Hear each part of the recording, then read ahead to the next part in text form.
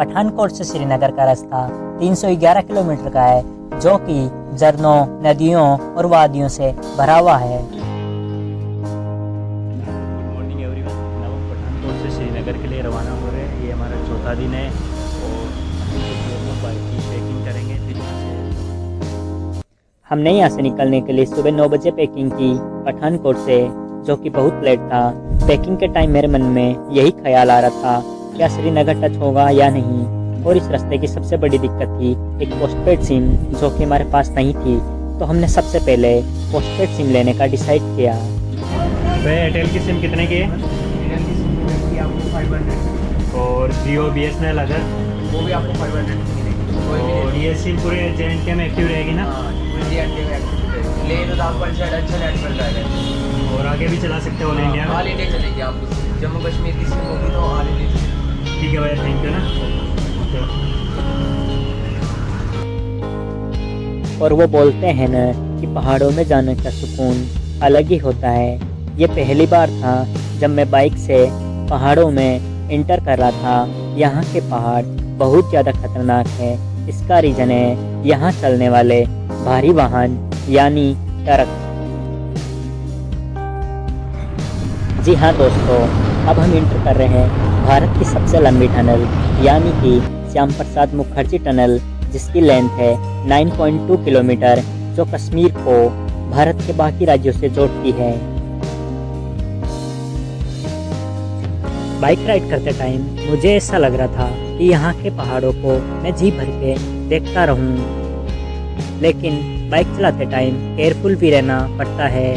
Leh Ladakh circuit में श्रीनगर से जाना बिगनर के लिए सही रहता है, लेकिन मुझे एज ए बिगनर कभी सही नहीं लगा ये। दोस्तों, पठानकोट से श्रीनगर के रास्ते में एक ही टनल नहीं है, बहुत सारी टनल है। और आप चाहोगे कि हर बार आपकी बाइक टनल में से गुजरे, लेकिन ट्रैफिक की वजह से ऐसा पॉसिबल नहीं हो पाता। और टनल जो कि प्रकृति को चेंज कर देती है, जैसा कि अटल टनल रेगिस्तान से ग्रीन हिमालय की ओर लेके जाती है।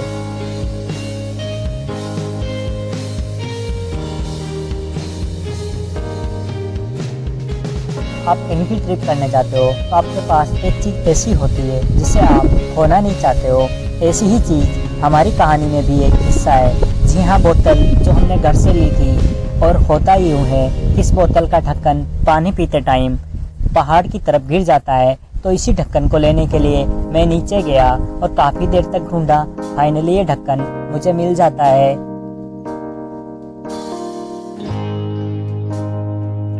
इस ट्रैफिक को देखते हुए मुझे ऐसा लग रहा था कि हमसे आज श्रीनगर टच नहीं होगा, लेकिन वो बोलते हैं ना कि असली मज़ा डेस्टिनेशन का नहीं, सफ़र का होता है। सफ़र जो कि हमने पिछले 5 दिनों से कर रहे हैं।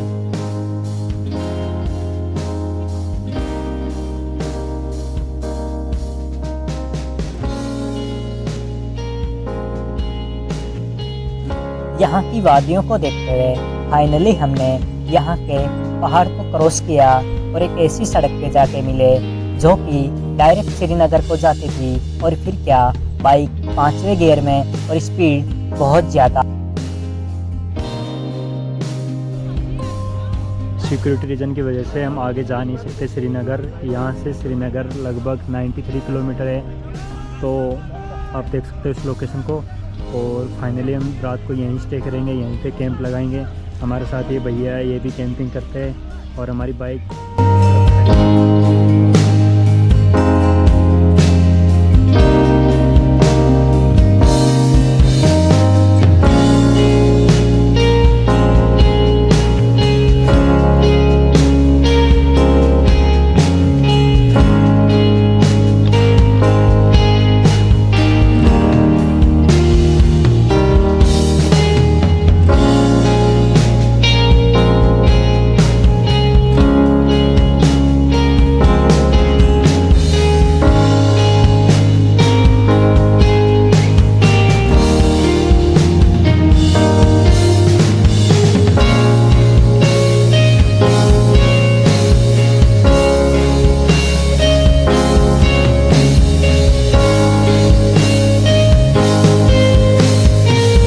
यात्रा के लिए यहाँ पे भंडारा लगा हुआ है नाइट में।